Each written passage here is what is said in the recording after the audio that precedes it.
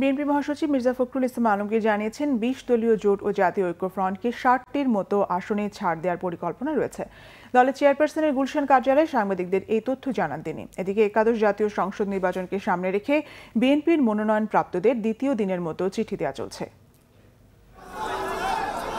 BNP চেয়ারপারসনের রাজনৈতিক কার্যালয় থেকে দ্বিতীয় দিনের মতো চিঠি সংগ্রহ করেছেন মনোনয়নপ্রাপ্তরা। রাজধানী ঢাকা সহ দেশের বিভিন্ন এলাকা থেকে আসা ধানের শীষের প্রার্থীরা সুষ্ঠু নির্বাচনের পরিবেশ তৈরির দাবি জানান। বর্তমান সরকার অবৈধভাবে যাতে পুলিশ বাহিনীকে ব্যবহার করে, আইন শৃঙ্খলা বাহিনী ব্যবহার করে, সেই ক্ষেত্রে জনগণ রুখে দাঁড়াবে। তরুণ প্রবীণ সবাই মিলে, এটা তো আসলে জাতীয় সমস্যা। আজকে আমাদের যেটা হয়েছে, এটা কোনো দলীয় বিএনপিরও সমস্যা না বা কোনো পার্টিকুলার দলেরও সমস্যা না। আমাদের গণতন্ত্র পুনরুদ্ধারের আন্দোলনের লড়াইয়ে আমরা আছি। গণতন্ত্র পুনরুদ্ধারের মাধ্যমে সবার যাতে আইনের সমান সুযোগ পায়, সেই অধিকারটা আমরা নিশ্চিত করা। মনোনয়ন চিঠি বিতরণ উপলক্ষে মঙ্গলবার সকাল থেকেই মনোনয়ন প্রত্যাশী এবং তাদের নেতা কর্মী সমর্থকদের ভিড় ছিল চোখে পড়ার মতোই। যাকেই চূড়ান্ত মনোনয়ন দেওয়া হোক, ঐক্যবদ্ধ হবে তার পক্ষে কাজ করার আশ্বাস দেন ধানের শীষের প্রার্থীরা। এখন পর্যন্ত নির্বাচন করার মতো পরিবেশ বিএনপির জন্য বা ঐক্যফ্রন্টের জন্য সৃষ্টি হয়নি। আমাদের শেষ মুহূর্তে চ্যালেঞ্জ হলো আমরা শেষ মুহূর্তে ভোটের অধিকার নিয়ে মাঠে থাকবো এবং আমাদের অধিকার আমরা আদায় করে ছাড়বো ইনশাআল্লাহ। 30 ডিসেম্বর আমরা ভোট বিপ্লব করে এই আসনটাকে আমরা আওয়ামী লীগের হাত থেকে উদ্ধার করব। দল আমাকে মূল্যায়ন করেছে, এজন্য দলের প্রতি আমি কৃতজ্ঞ।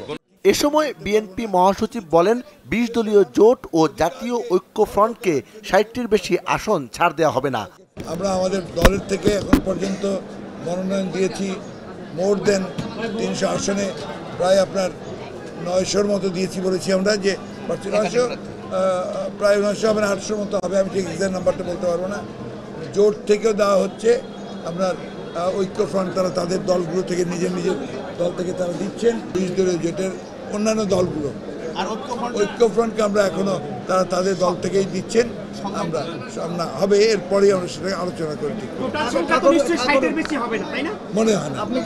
ভোটের মাঠে সব দলের সমান সুযোগ নিশ্চিতের দাবিও জানান বিএনপি মহাসচিব। প্রতিটি আসনেই এক বা একাধিক প্রার্থী রাখা হয়েছে। এ বিষয়ে বিএনপি এবং জাতীয় ঐক্যফ্রন্টের পক্ষ থেকে বলা হচ্ছে, মূলত আইনি জটিলতার কারণেই তারা একাধিক প্রার্থী রাখছেন। তবে শেষ পর্যন্ত ৩০০ আসনে কারা ধানের শীষের প্রতীক নিয়ে লড়ছেন সেটি জানতে অপেক্ষা করতে হবে আরও কয়েকদিন। সিকান্দার রেমান, বাংলাভিশন, গুলশান, ঢাকা। মঙ্গলবার দুপুর পর্যন্ত ঢাকার বিভাগীয় নির্বাচন অফিসে ২৩ জন প্রার্থীর মনোনয়নপত্র জমা হয়েছে। সকালে নিজের মনোনয়নপত্র জমা দিতে যান ওয়ার্কার্স পার্টির সভাপতি সমাজ কল্যাণ মন্ত্রী রাশেদ খান মেনন।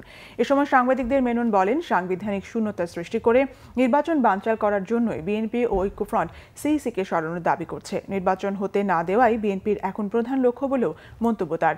নির্বাচন প্রশ্নবিদ্ধ করা ও ভোটারদের আস্থা নষ্ট করতেই তারা নানা অভিযোগ করছে বলে অভিযোগ মেননের। বলেন, এমন কোনো ঘটনা ঘটেনি যাতে সিইসি কে সরাতে হবে।